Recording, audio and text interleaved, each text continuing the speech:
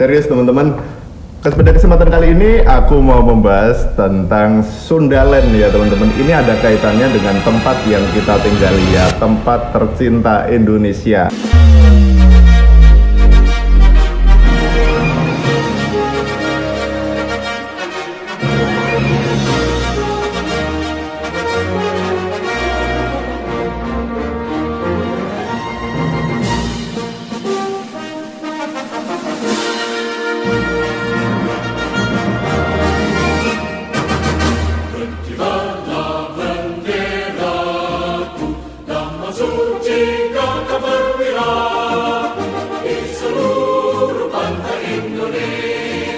Pulau Jawa, Pulau Kalimantan, Pulau Sulawesi, dan segala pulau yang ada di Indonesia ini itu bagaimana? Ternyata ada kaitannya dengan ini.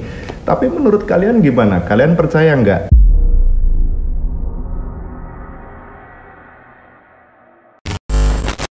Ikuti terus ya videonya. Nah, kalau sebelumnya kita udah pernah dengar Sunda Empire. Kalau Sunda Empire itu kan punyanya Lord Rangga ya. Oke, di sini ada sebuah penelitian. Sebenarnya penelitian ini dilakukan bukan ecek-ecek ya, karena ini oleh peneliti dari seluruh belahan dunia ya. Jadi ini serius ya. Nah, Sundaland ini itu nama yang diakui oleh para ilmuwan dunia. Awal mulanya itu benua tenggelam ya, yang menyisakan Indonesia. Nah, jadi Indonesia ini suatu kepulauan yang tersusun begitu ya, sedemikian rupa. Nah, lalu Sundaland itu sampai sekarang masih menjadi misteri juga. Apakah benar, apakah tidak? Karena kan itu udah lama banget ya. Ini kan berdasarkan penelitian. Nah, penelitian awal ini menunjukkan di kawasan ini secara genetis ada kesamaan dengan penduduk asli Asia Tenggara. Gitu coy, yang tinggal di wilayah kepulauan. Nah, terus Sundaland sendiri itu sering disebut sebagai zaman es ya. Zaman es pada periode glasial ya, itu kurang lebih 18.000 tahun yang silam. Udah lama banget ya.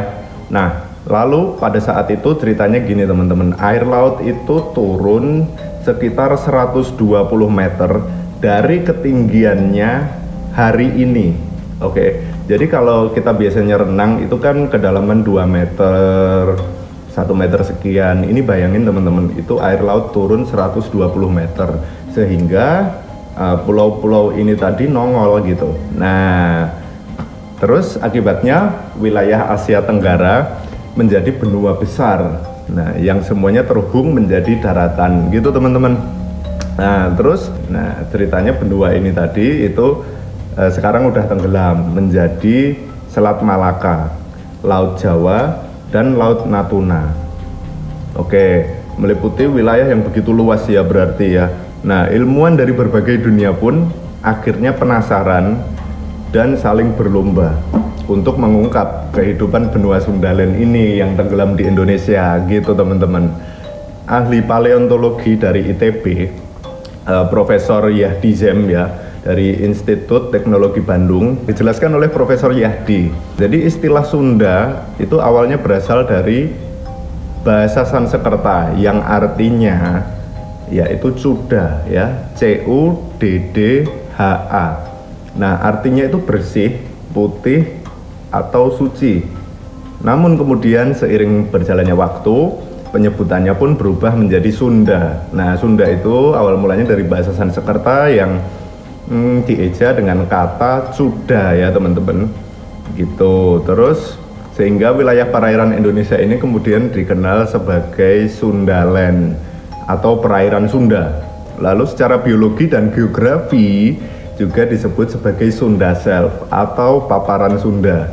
Kalau dilihat dari aspek keilmuan, wilayah ini sebenarnya tidak hanya mencakup Indonesia, bahkan ini bersambung ke arah utara, barat, ke wilayah-wilayah yang sekarang kita kenal dengan nama Asia Tenggara hingga ke Asia. Seperti itu teman-teman. Nah, jadi Sundaland ini itu ujung dari suatu wilayah di daratan Asia sampai Asia Tenggara. Sekolah dasar itu kita sering banget guru kita mengajarkan atau memberikan pelajaran Indonesia itu negara maritim. Nah, ini ya memang benar ya, karena wilayahnya yang besar. Nah, sekarang jadi laut yang sangat luas juga ya di Indonesia ini. Kita balik lagi ke zaman es. Zaman es ini tadi ceritanya 18.000 tahun yang lalu. Itu istilahnya pada periode glasial ya. Terakhir Sumatera, Kalimantan, dan Pulau Jawa itu pernah menjadi satu, teman-teman. Ceritanya begitu, menjadi satu. Satu itu maksudnya satu daratan yang jauh lebih besar, lalu terhubung ke Asia yang disebut dengan benua Sundaland. Nah, benua yang tenggelam itu diyakini sebagai wilayah yang hingga akhirnya sekarang bermula peradaban manusia. Seperti itu, teman-teman ya. Salah satu ahli asal Belanda pernah merilis buku ya yang berjudul Marine Biology pada tahun 1950-an.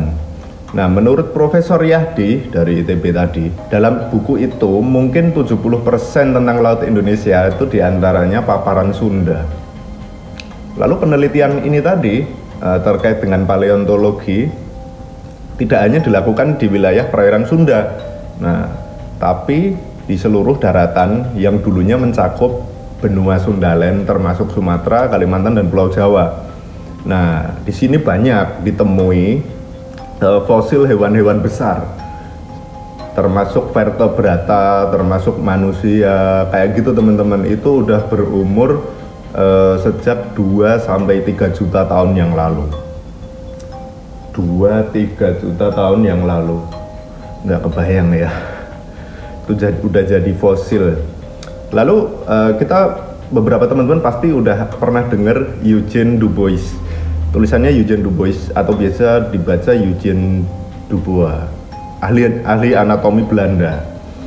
Ini menemukan Pithecanthropus erectus ya, itu di Trinil. Trinil itu di Jawa Timur. Itu pada tahun 1891.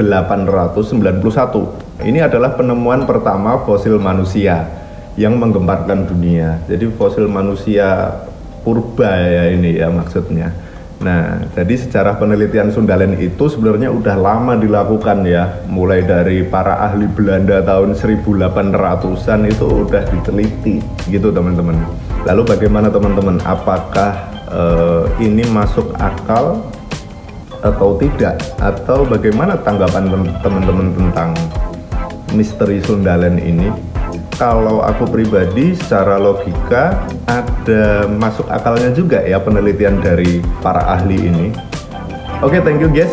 Mungkin cukup sekian yang bisa aku sampaikan tentang misteri Sundaland. Apakah kamu percaya? Tulis di kolom komentar. If you learn something from this video, silahkan subscribe. Thank you and peace.